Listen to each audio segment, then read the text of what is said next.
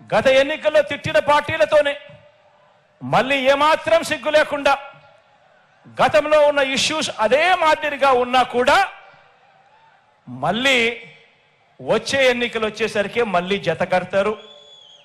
ఢిల్లీ దాకా వెళ్ళి కూడా కాళ్ళు పట్టుకుంటారు. ఇవి వీరి రాజకీయ విలువలు. ఆలోచన చేయమని అడుగుతా ఉన్నా.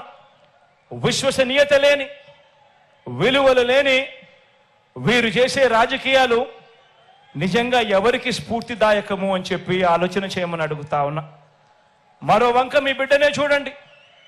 మరో వంక మీ బిడ్డ ప్రభుత్వం ఈ 58 నెలల్లోనే గతంలో ఎప్పుడూ కూడా రాష్ట్రంలో జరగని విధంగా, గతంలో ఎప్పుడూ కూడా ఈ రాష్ట్రంలో చూడని విధంగా, చరిత్రలో ఎప్పుడూ కూడా జరగని విధంగా ఈ 58 నెలల కాలంలో మీ బిడ్డ ప్రభుత్వం ఏం చేసిందో క్లుప్తంగా చెప్తాను. మీ జగన్ పాలనలో, మీ బిడ్డ పాలనలో ఇడుపులపాయ నుంచి ఇచ్చాపురం వరకు మీ ఇష్టం, ఏ గ్రామాన్నైనా ఏ పట్టణాన్నైనా తీసుకోండి.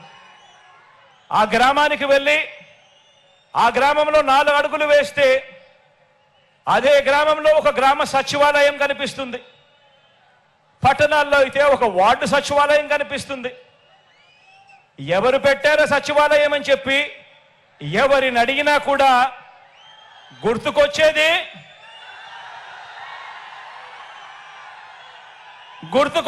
మీ జగన్ చేసింది మన వైఎస్ఆర్సీపీ పార్టీ. జరిగినది ఈ 58 నెలల కాలంలోనే అని చెప్పి కూడా గర్వంగా చెప్తా ఉన్నా. ఆ సచివాలయాల్లోనే, అందులోనే దాదాపుగా 10 మంది మన పిల్లలే ఉద్యోగస్తులు. మన చెల్లెమ్మలు, మన తమ్ముళ్ళే అక్కడే, మన పిల్లలే ఉద్యోగం చేస్తూ అక్కడే కనిపిస్తారు. ఆ సచివాలయానికి వెళ్ళి ఆ 10 మంది మన చిట్టి తల్లులను, చిట్టి పిల్లలను చూసినప్పుడు, అక్కడ వాళ్ళు ఉద్యోగం చేస్తా ఉన్నప్పుడు గుర్తుకొచ్చేది మీ జగన్, మన వైఎస్ఆర్ కాంగ్రెస్ పార్టీ. జరిగింది ఈ 58 నెలల కాలంలోనే.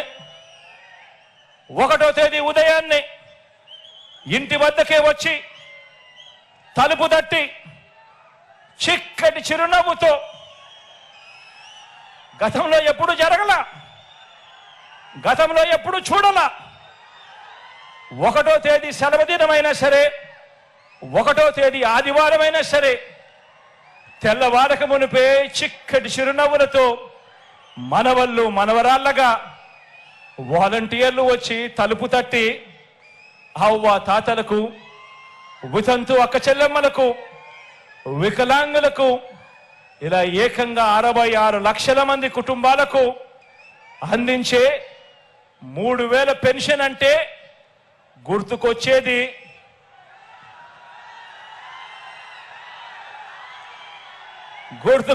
మీ జగన్.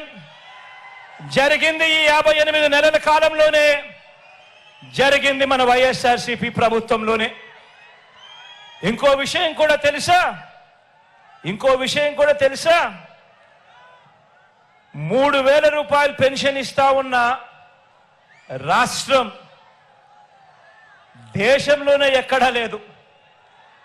3000 రూపాయలు పెన్షన్ ఇస్తా ఉన్న రాష్ట్రం దేశంలోనే ఎక్కడా లేదు.